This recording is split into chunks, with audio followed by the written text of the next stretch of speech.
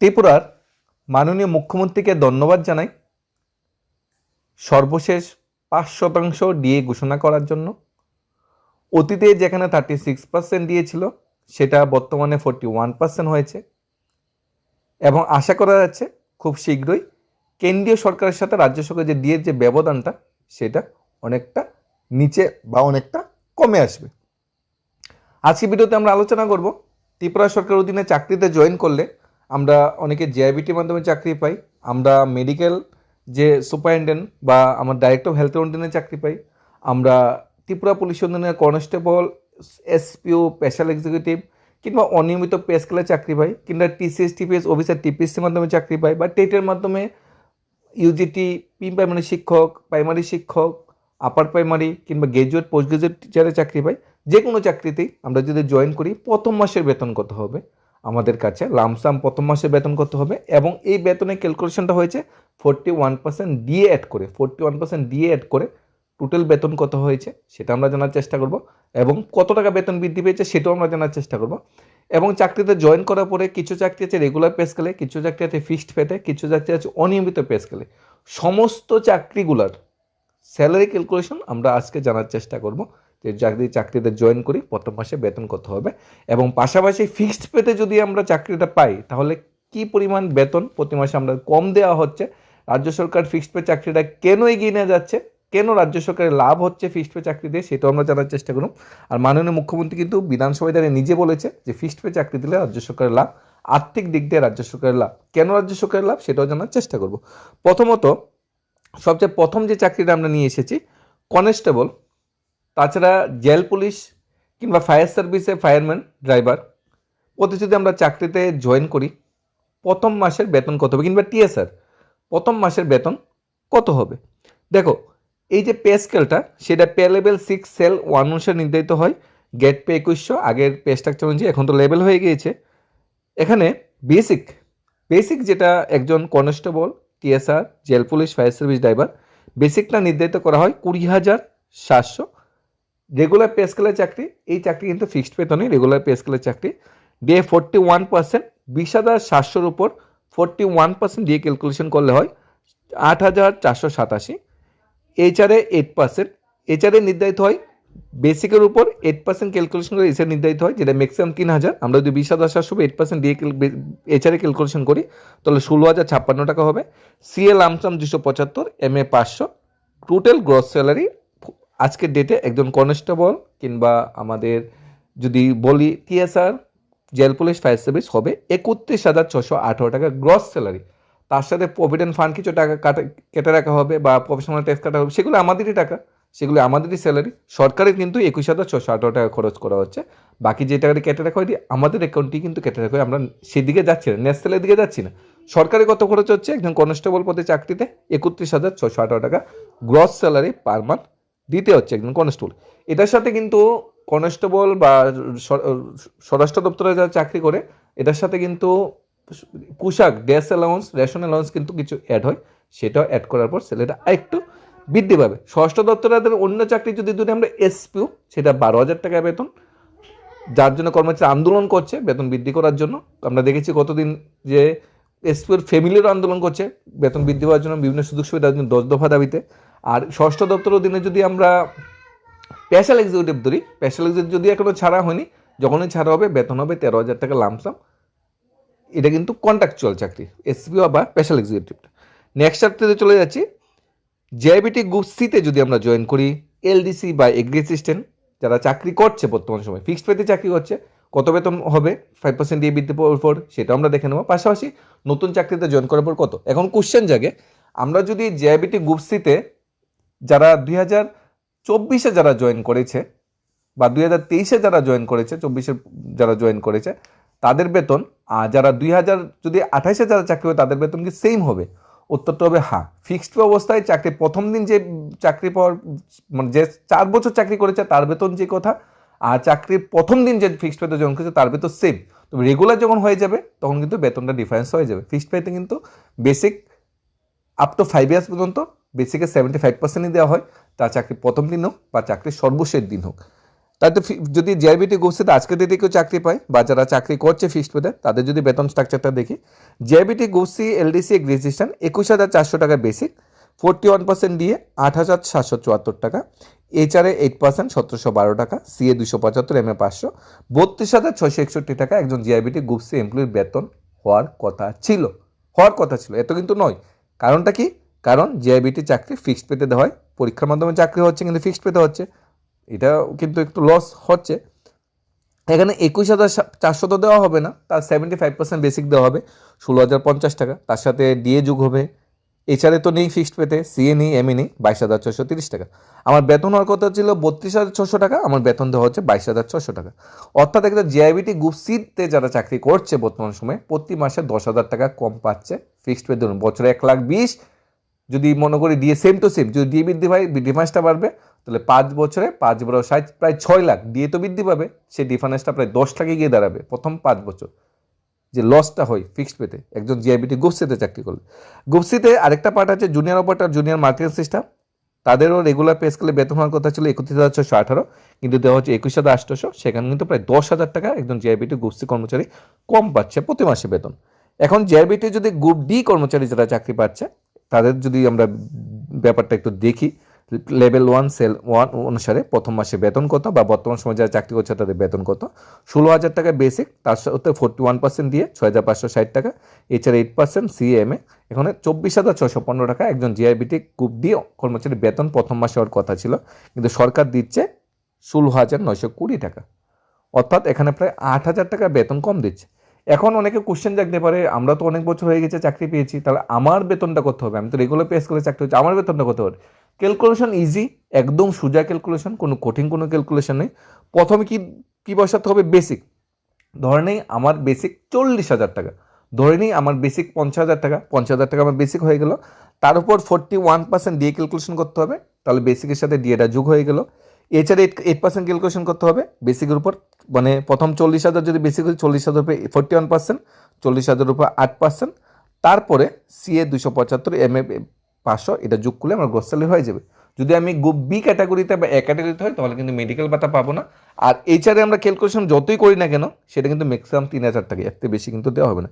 কেউ যদি কোনো কনফিউশন থাকে স্যালারি ক্যালকুলেশনে, আমরা বেসিকটা যদি আমাদের সাথে তুলে ধরা হয়, আমি বেসিকটার উপর ক্যালকুলেশন করে টোটাল স্যালারিটা গ্রস স্যালারিটা কত সেটা আমরা কমেন্টে দিয়ে দেবো, যদি কেউ কনফিউশনটাও থাকে। বেসিকটা কিন্তু জানা দরকার, বেসিক জানা থাকলে স্যালারি ক্যালকুলেশন পুরোটাই নির্ভর করছে আমার বেসিকের উপর। এখন বেসিক কখন বৃদ্ধি পায়?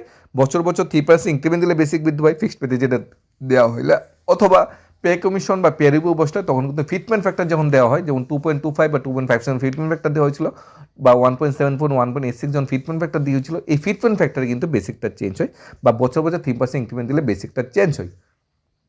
নেক্সট, টিচার, শিক্ষক পদে যারা চাকরি পাচ্ছে, post graduate teacher, huge loss. 34,700 টাকা বেসিক হওয়ার কথা ছিল, দেওয়া হচ্ছে মাত্র 26,025। ডিএতে তো মূল বেসিক উপরে দিয়ে দেওয়া হচ্ছে না, 75% স্যালারির উপর দিয়ে দেওয়া হচ্ছে। এইচআরএ, সিএমএ, একজন পোস্ট গ্রাজুয়েট টিচারে প্রতি মাসে চাকরিতে জয়েন করলে 52,478 টাকা বেতন হওয়ার কথা ছিল একজন পোস্ট গ্রাজুয়েট টিচারে, ঠিক আছে? পিজিটি যেটা, যে এসটিপিজিটি যেটা বলা হয়, ঠিক আছে? এবং এটা শুধু এসটিপিজিটি না, নার্সিং অফিসার যারা ত্রিপুরা সরকার অধীনে চাকরিতে জয়েন করে, নার্সিং অফিসার বা স্টাফ লাইন হিসেবে হেলথ ডিপার্টমেন্ট যারা জয়েন করে, তাদের বেতন কিন্তু প্রথম মাসে হওয়ার কথা ছিল 52,478 টাকা, কিন্তু দেওয়া হচ্ছে 36,695 টাকা, অর্থাৎ সেখানে প্রায় 16,000 টাকা, একজন পোস্ট গ্রাজুয়েট টিচারকে প্রতি মাসে বেতন কম দেওয়া হচ্ছে। ফিক্সড পেতে সুপ্রিম কোর্টে কেস চলছে, কেস যখন জিতবে আশা করি সমস্ত শিক্ষক কর্মচারীরা লাভবান হবে। তখন কিন্তু পোস্ট গ্রাজুয়েট টিচার যাদের বেতন 36,000 টাকা, তাদের বেতন কিন্তু 1,52,000 হয়ে যাবে। শুধু 52,000 না, ইনক্রিমেন্ট আসবে, এরিয়ার আসবে, সমস্ত কিছু মিলিয়ে কিন্তু খুশির খবর আছে। তাই আমাদের একতা থাকতে হবে, একসাথে লড়াইটা করতে হবে, কারণ ফিক্সড পেতে সুপ্রিম কোর্টে শিক্ষকের জয় মানে ফিক্সড পেতে ত্রিপুরা যে 30,000 ভাগ্যবান কর্মচারীর জয়, এবং ভবিষ্যতে যারা চাকরি পাবে তাদেরও কিন্তু সেখানে জয়। গ্রাজুয়েট টিচার যারা এসটিজিটি বা টেট 2-তে যারা চাকরি পাবে বা চাকরি করছে, প্রথম মাসে বেতন হওয়ার কথা ছিল basic 27,300, DA 41%, HR 8%, CA MA show করে 41,452 টাকা একজন গ্র্যাজুয়েট টিচারের প্রতি মাসের বেতন হওয়ার কথা ছিল, কিন্তু সরকার তো আমাদের ফুল বেতন দিচ্ছে না, ফিক্সড পেতে 75% দিচ্ছে 27,300, মানে বেসিক হচ্ছে 20,475 টাকা। অর্থাৎ বেসিকই এখানে 7,000 টাকা কম দেওয়া হচ্ছে। বেসিক কম মানে ডিএ কম, আর ফিক্সড পেতে তো এমএ বা এইচআরএ বা সিএ কিছুই নেই। অর্থাৎ একজন গ্র্যাজুয়েট টিচার 28,870 টাকা প্রতি মাসে বেতন পাচ্ছে, যেখানে 41,000 পাওয়ার কথা ছিল। একজন পোস্ট গ্রাজুয়েট টিচার যেখানে 13,000 টাকা কম পাচ্ছে, একজন জিআইবিটি গ্রুপ সি যেখানে প্রতি মাসে 10,000 টাকা কম পাচ্ছে, একজন গ্র্যাজুয়েট টিচার প্রতি মাসে এখানে প্রায় 13,000 টাকা বেতন কম পাচ্ছে। টেট ওয়ানের মাধ্যমে যারা প্রাইমারি টিচার, এখানে প্রাইমারি টিচার যে বেতনের স্ট্রাকচারটা আর GIBT group C lower division ক্লার্কের যে বেতনের স্ট্রাকচারটা সেটা কিন্তু খুব সেম। এখানে প্রাইমারি টিচার যেখানে 32,600 টাকা বেতন হওয়ার কথা ছিল পাচ্ছে 22,600, প্রায় 10,000 টাকা কম। জিআইবিটি গ্রুপ সিতে যারা চাকরিতে জয়েন করে তারাও কিন্তু সেম পে স্কেলই পায়, 21,400 টাকা বেসিক। এবং প্রাইমারি টিচার যে তাদের পে স্কেলও কিন্তু সেম ত্রিপুরা সরকার অধীনে। যদিও সেন্ট্রাল গভর্নমেন্টের পে স্ট্রাকচার যদি দেখি, প্রাইমারি টিচারের বেসিক কিন্তু অনেকটা বেশি, কারণ ত্রিপুরা শিক্ষকদের যে বেসিক বা ফিটমেন্ট ফ্যাক্টর অনেকটা কম দেওয়া হয়েছে। সেন্ট্রাল গভর্নমেন্টের শিক্ষকের প্রাইমারি টিচারের মানে পে স্কেল যেটা দেওয়া হয়, বেসিক দেওয়া হয় 34,700 রেগুলার পে স্কেল, আর ত্রিপুরা সরকার সেখানে আমার দিচ্ছে বেসিক 21,400 এবং ফিক্সড পেতে সেটা দেওয়া হচ্ছে মাত্র 16,050 টাকা। অর্থাৎ সেন্ট্রাল গভর্নমেন্টের অধীনে যদি একটা প্রাইমারি টিচার হিসেবে চাকরিতে জয়েন করে, চাকরির প্রথম দিন বেসিক 34,700, ডিএ তো 58%, সব কিছু মিলে একজন প্রাইমারি টিচারের বেতন যেখানে 70,000-এর কাছাকাছি বা 80,000-এর কাছাকাছি হয়ে যাবে চাকরির প্রথম দিন, সেখানে ত্রিপুরা একজন প্রাইমারি টিচার প্রতি মাসে বেতন পাচ্ছে 22,430, অর্থাৎ যেখানে 3 টাইমস কম পাচ্ছে একজন ত্রিপুরার প্রাইমারি টিচার সেন্ট্রাল গভর্নমেন্টের সাথে তুলনা করা হয়। প্রত্যেকটা পোস্টে এরকম কম দেওয়া হচ্ছে। তাছাড়া যদি সুপারভাইজার আইসিডিএস ত্রিপুরা সরকার সুপারভাইজার হিসেবে যদি যারা চাকরি পাচ্ছে, আইসিডিএস সুপারভাইজার, কিংবা যারা গেট পে 2800 যদি কোনো চাকরিতে আমরা দেখি যে ওই পে স্কেল গেট পে 2800 দেওয়া হচ্ছে, তাহলে ওর বেতন স্ট্রাকচারটা শুভ সেমই হবে। 7,300 টাকা বেসিক, 41% দিয়ে 8% এইচআরে, সিএমএ 41,452 টাকা প্রতি মাসে পাচ্ছে একজন আইসিডিএস সুপারভাইজার যারা টিপিএস অধীনে চাকরি পায় ডাইরেক্ট রেগুলার পে স্কেলে। চাইল্ড ডেভেলপমেন্ট অফিসার কিংবা ডিগ্রি ইঞ্জিনিয়ার, ঠিক আছে, চাইল্ড ডেভেলপমেন্ট অফিসার হিসেবে অনেকে জয়েন করে সিডিপিও, কিংবা এগ্রিকালচার অফিসার কিংবা ডিগ্রি ইঞ্জিনিয়ার হিসেবে যারা জয়েন করে গ্রুপ বি নন গেজেটেড যেটা পোস্ট, সেই পোস্টে যারা জয়েন করে চাকরি প্রথম দিন বেসিক হওয়ার কথা ছিল 27,600, মানে সেটাই দেওয়া হচ্ছে 47,600, সরি, বেতন টোটাল হবে 70,391 টাকা। এই 70,391 টাকা যারা পাচ্ছে, এই বেতনটা কিন্তু একজন পোস্ট গ্রেজুয়েট টিচারের প্রতি মাসে পাওয়ার কথা ছিল সেন্ট্রালের যদি সিস্টেমে যদি তাদের দেওয়া হতো। এখানে তারপর ডিগ্রি ইঞ্জিনিয়ার আমরা ধরে নিলাম, ডিপ্লোমা ইঞ্জিনিয়ার যারা চাকরি পাচ্ছে 34,700 টাকা basic, DA 41%, HRA 8%, CMA show করে 52,478 টাকা প্রতি মাসে বেতন পাচ্ছে। Election inspector, sub inspector food savings group insurance, একদম ডিপ্লোমা ইঞ্জিনিয়ার, আর তাদের বেতন কিন্তু শুভহব সেম 34,700 টাকায় বেসিক, 52,478 টাকা প্রতি মাসে বেতন দেওয়া হচ্ছে। এলডি অ্যাসিস্ট্যান্ট কাম টাইপিস্ট হিসাবে যদি আমরা দেখি, জিআইবিটি গ্রুপ সি স্কেলের চাকরি এটা, কিন্তু জিআইবিটিতে তো এলডি অ্যাসিস্ট্যান্ট বা লোয়ার ডিভিশন ক্লাস ফিক্সড পেতে দেওয়া হয়, কিন্তু টিপিসির মাধ্যমে যেটা দেওয়া হয় সেটা কিন্তু রেগুলার পে স্কেলে দেওয়া হয়, সেখানে কিন্তু বেসিক 21,400, দিয়ে 41% বা অন্যান্য ভাতা যোগ করে 32,661 টাকা প্রতি মাসে বেতন হচ্ছে। টিসিএস টিপিএস অফিসার যারা চাকরিতে জয়েন করে 54,000 টাকা বেসিক পায় প্রথম মাসে, গেট পে 5400 অনুসারে 22,140 টাকা দিয়ে। এছাড়া তো ম্যাক্সিমাম 8% ক্যালকুলেশন অনেকটা বেশি হয়ে যায়, সরকার তো এত দেবে না, তাই 3,000 টাকাই দিচ্ছে। সিএ 400, এমএ তো দেওয়া হচ্ছে না, যেহেতু গ্রুপ এ ক্যাটাগরি পোস্ট বা গ্রুপ বি ক্যাটাগরি পোস্ট এটি কিন্তু এমএ দেওয়া হয় না। এখানে এটা তো কিন্তু এমএ নেই, যারা ডিগ্রি ইঞ্জিনিয়ার যারা চাকরি পাচ্ছে তাদেরও কিন্তু এখানে এমএ নেই। এখানে ডিগ্রি ইঞ্জিনিয়ার যারা টিপিএস চাকরি পাচ্ছে তাদেরও এমএ নেই। চাইল্ড ডেভেলপমেন্ট অফিসার যারা গ্রুপ বি গেজেটেড, এগুলোতে কিন্তু এমএ বা মেডিকেল অ্যালাউন্স কিন্তু নেই। টিসিএস অফিসার প্রথম মাসে বেতন 69,540। এখানে যারা বিভিন্ন সরকারি ডিগ্রি কলেজে অ্যাসিস্ট্যান্ট প্রফেসর হিসেবে জয়েন করে তাদের পে স্কেল কিন্তু সেম কিন্তু এখানে দেওয়া হয়। বা হেডমাস্টার হিসেবে যারা রেগুলার হেডমাস্টার হিসেবে যারা প্রমোশন পায় তাদের পে স্কেলও কিন্তু সেম, কিন্তু এখানে প্রোভাইড করে গ্রুপ এক ক্যাটাগরির পে স্কেল প্রোভাইড করায়। এখন কিছু কিছু যে চাকরি যেগুলা অনিয়মিত পে স্কেলের চাকরি, তাদের বেতন কী স্ট্রাকচার সেটাও আমরা এই ভিডিওতেই দেখে নেব। কারণ ত্রিপুরা সরকার অধীনে 3 ক্যাটাগরি চাকরি আছে, একটা নিয়মিত, একটা ফিক্সড পে, আর একটা হলো অনিয়মিত বা চুক্তিবদ্ধ। সবগুলো বেতনে আমরা দেখে নিচ্ছি। আমরা তখন ফিক্সড পের ব্যাপারটা দেখেছি এবং অনিয়মিত ব্যাপারটা আর রেগুলার পে স্কেলের ব্যাপারটা দেখেছি। এখন আমরা অনিয়মিত বেতন যারা চাকরি পাচ্ছে চুক্তিবদ্ধ তাদের বেতন স্ট্রাকচারটা দেখে নেব। অনিয়মিত কর্মচারীর মধ্যে যেরকম আছে ডিআরডব্লিউ যারা গ্রুপ সি, তাদের বেতন 515 টাকা প্রতিদিন দেওয়া হচ্ছে, মাসে 30 দিন ডিআরডব্লিউ টেকনিক্যাল 527 টাকা প্রতিদিন ডেইলি হাজিরা হিসেবে দেওয়া হচ্ছে। ডিআরডব্লিউ গ্রুপ ডি 480 টাকা প্রতিদিন হাজিরা হিসেবে দেওয়া হচ্ছে। 30 দিয়ে ক্যালকুলেশন করলে টোটাল স্যালারি চলে আসবে। মাল্টি ডিউটি ওয়ার্কার যারা গ্রুপ ডি ক্যাটাগরিতে আছে 13,978 টাকা প্রতি মাসে দেওয়া হচ্ছে। পার্ট টাইম ওয়ার্কার যারা 4 ঘন্টা ডেলি কাজ করে 10,937 টাকা। পার্ট টাইম ওয়ার্কার যারা ডেলি 3 ঘন্টা কাজ করে 10,644 টাকা। পার্ট টাইম ওয়ার্কার যারা 2 ঘন্টা ডেলি কাজ করে 10,375 টাকা। বিলেজ চৌকিদার 12,410। School mother 9,147। হোমগার্ডে যারা চাকরি করে 22,387 টাকা প্রতি মাসের কম বেতন দেওয়া হচ্ছে।